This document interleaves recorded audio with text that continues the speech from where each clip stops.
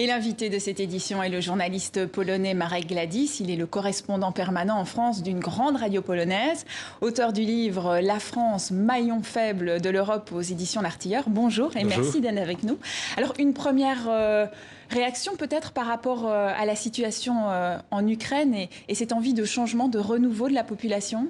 Oui, quand quelqu'un m'a dit dans votre reportage, jusqu'à présent, la majorité des hommes politiques, des femmes politiques en Ukraine étaient issus de l'URSS. On commençait la carrière à l'époque soviétique. Donc, il y a une volonté de renouveau en Ukraine. Je crois que c'est une sorte de dégagisme à l'ukrainienne. Voilà, ils veulent du changement. La situation en Ukraine est très difficile. C'est un pays qui est toujours en guerre avec la Russie, après l'annexion de la Crimée, la guerre avec la Russie dans les Donbass. Donc voilà, il y a une volonté de changement, de résoudre des problèmes. Et pour l'Union européenne, alors quand on lit votre livre, il y a aussi besoin, selon vous, de changement. Vous dites l'Europe n'est pas un axe Paris-Berlin et pourtant on a l'impression que ça continue à l'être, si on voit les dernières nominations, l'allemande, Ursula von der Leyen à la Commission ou encore Christine Lagarde à la BCE. Ça continue, cet axe Paris-Berlin? Ça continue, vous savez. Emmanuel Macron prend une multipolarité au niveau mondial, mais dans l'Union européenne, ça ne lui traverse pas l'esprit. Voilà, encore une fois, la France, l'Allemagne se partagent les postes. C'est une mauvaise nouvelle, pas seulement pour les pays de l'Est, qui sont complètement... C'est pas durable, selon vous, cette situation? Si vous voulez, si on continue comme ça, je vois mal l'avenir de l'Union européenne parce que les pays de l'Est se sentent de plus en plus ostracisés par l'axe, justement, Paris-Berlin, avec justement cette arrogance d'Emmanuel Macron qui a appelé les autorités polonaises, quoi qu'on pense des autorités polonaises, on peut avoir son opinion, mais les appeler des lépreux nationalistes ou des esprits fous, voilà. C'est du jamais vu, c'est l'arrogance à son paroxysme. C'est une des choses que vous reprochez dans votre vision de la France, c'est l'arrogance de certains politiques français, le côté donneur de leçons? Sans aucun doute, c'est une tradition française. Il y avait déjà Jacques Chirac qui conseillait à la Pologne d'Esther à l'époque de la guerre de l'Irak. Vous savez, à la limite, ça devient un peu, de point de vue de beaucoup de Polonais, ridicule, parce que la France n'arrive pas à résoudre beaucoup de problèmes chez elle. Il y a le chômage de masse, il y a la croissance qui est très faible économique, il y a des problèmes d'immigration.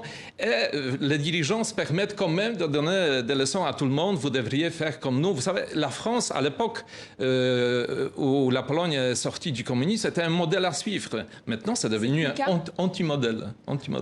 Vous estimez que ce n'est pas du tout comme ça qu'il faut gérer les problèmes? Vous vous en sortez mieux en Pologne?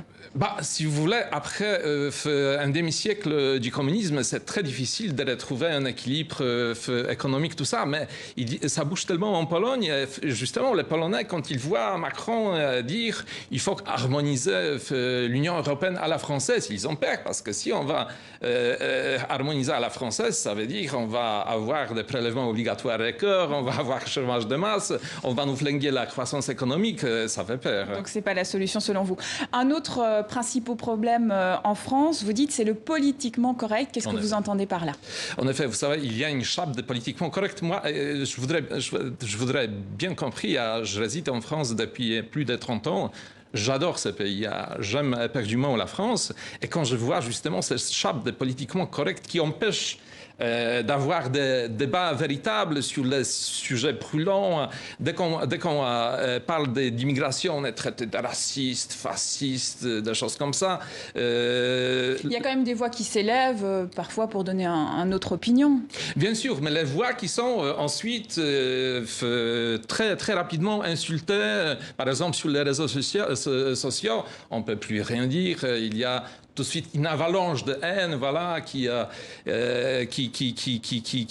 lieu. Par exemple, il y a les philosophes comme Alain Finkielkraut qui est empêché de parler à la conférence à Sciences Po parce que les antiracistes disent que c'est lui, voilà, un fasciste ou un sioniste dangereux. Donc voilà, il y a une vraie menace en France sur la liberté d'opinion et la liberté de parole, je crois. Les salaires sont quand même beaucoup moins élevés en Pologne. Est-ce qu'on pourrait imaginer une révolte semblable à celle des Gilets jaunes? C'est ça qui est assez intéressant parce que normalement, en Pologne, il y a plus de raisons pour avoir la révolte des Gilets jaunes, semblable à la révolte des Gilets jaunes. Et c'est pas en Pologne que ça s'est passé, c'est en France. Justement parce qu'en Pologne, il n'y a pas cette arrogance des autorités du gouvernement polonais envers les plus faibles. Vous savez, quand on entendait à l'époque le porte-parole du gouvernement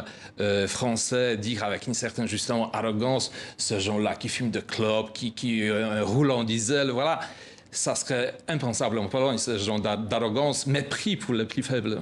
Merci à vous, Marek Gladys, d'avoir été notre invité. Et je rappelle le titre de votre livre, La France, le maillon faible de l'Europe, aux éditions L'Artilleur.